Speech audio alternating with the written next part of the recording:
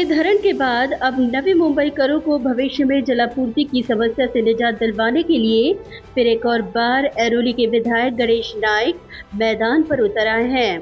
आज ऐरोली के विधायक गणेश नाइक ने नवी मुंबई महानगर पालिका के अधिकारियों के साथ मोरबे धरण का दौरा कर संपूर्ण स्थिति का ऑन द स्पॉट जायजा लिया, जहां उनके साथ पूर्व सांसद संजीव नाइक, पूर्व महापौर सागर नाइक उपस्थित थे। साथ ही उपस्थित थे नवी मुंबई महानगर पालिका अतिरिक्त शहर अभियंता अरविंद शिंदे, मोरबे डैम विभाग के अधिकारी अभियंता सुभाष सुनावडे और अन्य महानगर पालिका के अधिकारी। बता दें कि गणेश नाइक की संकल्पना के तहत सन 2000 में तत्कालीन महापौर संजीव नाइक के कार्यकाल में मोरबे धरण खरीदने का साहसी निर्णय लिया गया और गणेश नाइक के विजन के तहत नवी मुंबईकरों को नियमित जलापूर्ति करने की दिशा में कारगर कदम उठाकर जलापूर्ति की समस्या से निजात दिलवाने का काम किया गया। गणेश नाइक के ही विजन के तहत शुद्ध जलापूर्ति नवी मुंबईकरों को मिली और आज नवी मुंबई जलापूर्ति के दृष्टिकोण से आत्मनिर्भर हो पाया है।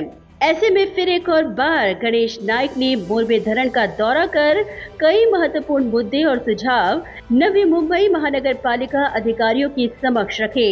भविष्य में पानी की होने वाली किल्लत को देखते हुए रीएलोकेशन ऑफ वाटर के तहत भीरा धरण प्रकल्प लाने की पहल करने की उन्होंने सूचना दी।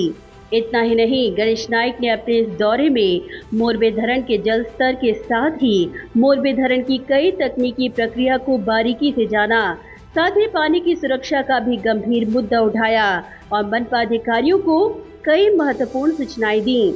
इतना ही नहीं, उन्होंने मोरबे धरण के रखरखाव के साथ ही मोरबे धरण की ओर जाने वाले मार्ग की सड़क की दुरावस्था का मुद्दा भी उठाया। साथ ही आसपास के परिसर की स्वच्छता को लेकर भी कई महत्वपूर्ण सूचनाएं मनपा अधिकारियों को दिए।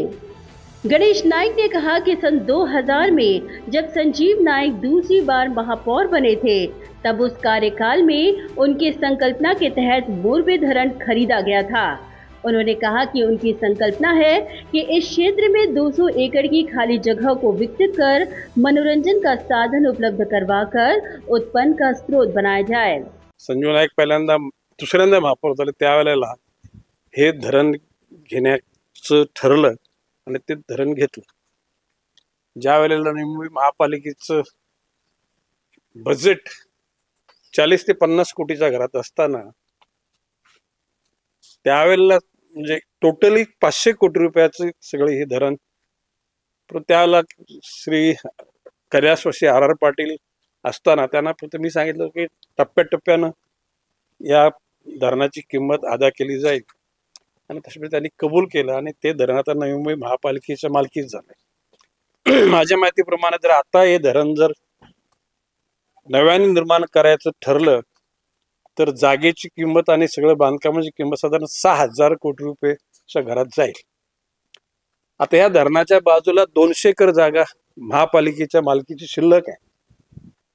कधी ना कधी अमेरिकेच्या डिस्नीलँड टाईपच्या एखाद्या मोठ्या कंपनी बरोबर करार करून करमणुकीचं एखादं मोठं साधन निर्माण करून त्याच्यामध्ये दर महिन्याला महापालिकेला अर्निंग होईल याची सुद्धा भविष्यकालाची तरतूद मी विचार केली होती।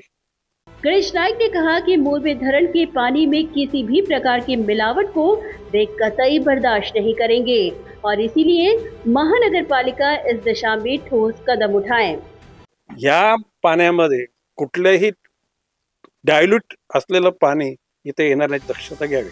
उन्होंने आगे कहा कि 2034 के बाद मोरबे धरण का पानी नवी मुंबईकरों को कम पड़ेगा और इसलिए अभी से महानगर पालिका प्रशासन राज्य सरकार से भीरा प्रकल्प के तहत 2000 MLD पानी लाने की पहल करे ताकि भविष्य में भी महानगर पालिका 24 घंटे जलापूर्ति के वादे को निभाता रहे।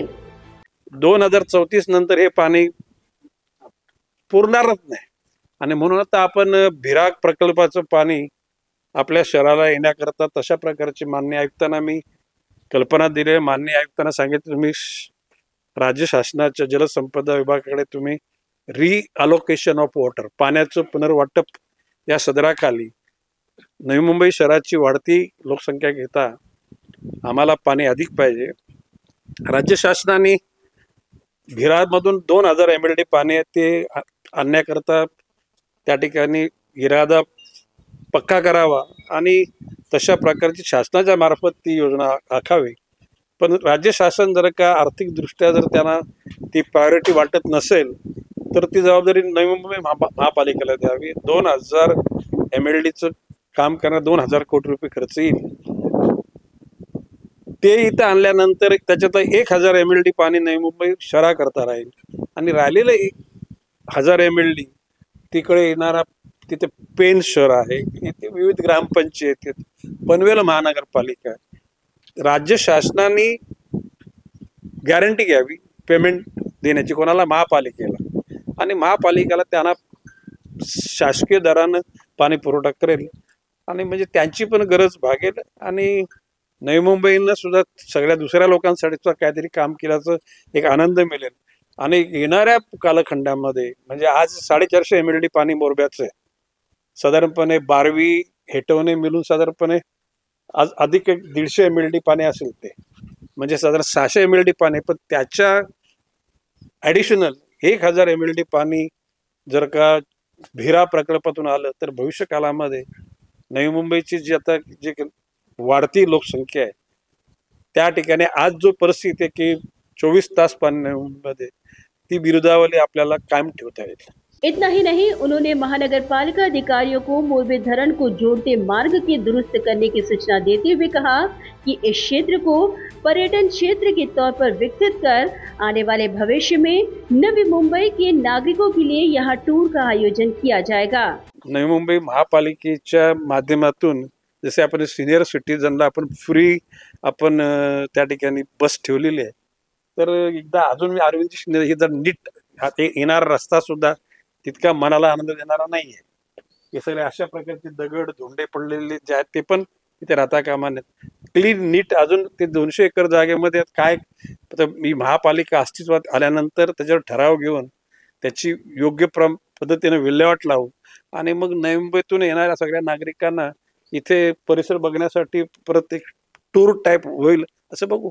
Bureau report, Navi Mumbai network.